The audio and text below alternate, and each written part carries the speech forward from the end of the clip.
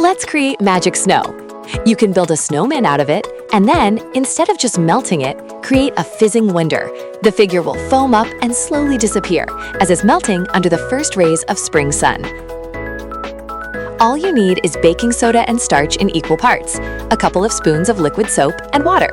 Mix all the ingredients together, gradually adding water until you get a surprisingly realistic snow mass, cool to the touch and crumbly.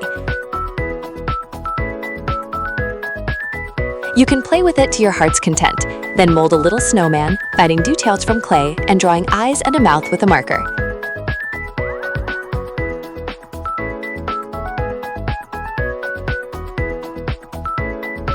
And now, the magic.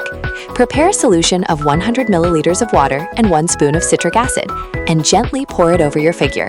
It hisses and foams, and slowly melts away.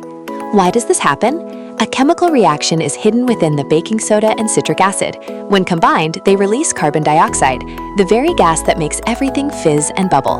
That's how science helps us say goodbye to winter.